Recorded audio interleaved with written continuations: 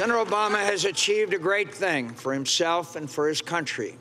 I applaud him for it and offer him my sincere sympathy that his beloved grandmother did not live to see this day. Though our faith assures us she is at rest in the presence of her Creator, and so very proud of the good man she helped raise. Senator John McCain has been called a war hero, a political maverick, and a straight talker. But as his 2008 concession speech shows, he was also one of US politics' true gentlemen. McCain had already served for over 22 years in the US Armed Forces by the time he entered into politics. The US Navy pilot narrowly avoided death when he was shot down and held as a prisoner of war in Vietnam in 1967. The son of a four-star admiral, he was offered early release due to his father's prominence, but rejected it, enduring 5 years of repeated beatings and torture. It's a doggedness that marked his approach to politics too. After retiring from the armed forces and moving to Arizona, McCain won a congressional seat in 1982 and secured a seat in the Senate 4 years later. Running against George W. Bush for the 2000 presidential nomination, McCain fell out with influential Republican members because of his relatively moderate views on civil unions, abortion and immigration reform.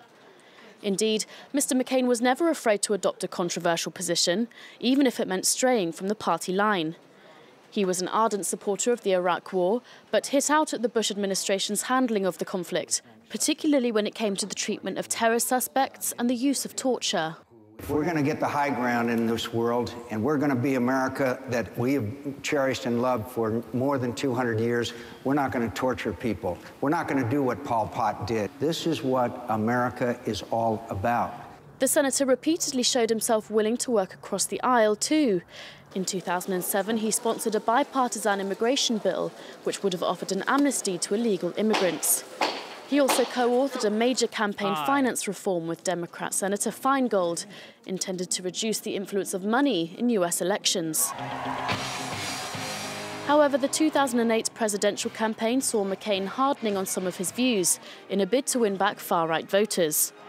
After his defeat, McCain resumed his work in the Senate, becoming chairman of the Armed Services Committee in 2015. A lifetime's commitment to foreign affairs made McCain one of the most respected voices in US policymaking, as well as on the international stage. Make no mistake, my friends, these are dangerous times, but you should not count America out. And we should not count each other out.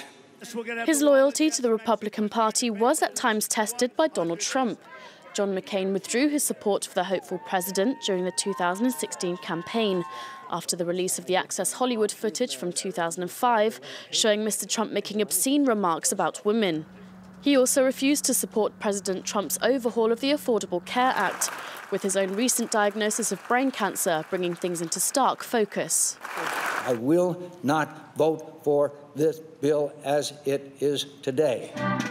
He's been lauded by Barack Obama as an American hero, with the former president adding that cancer doesn't know what it's up against.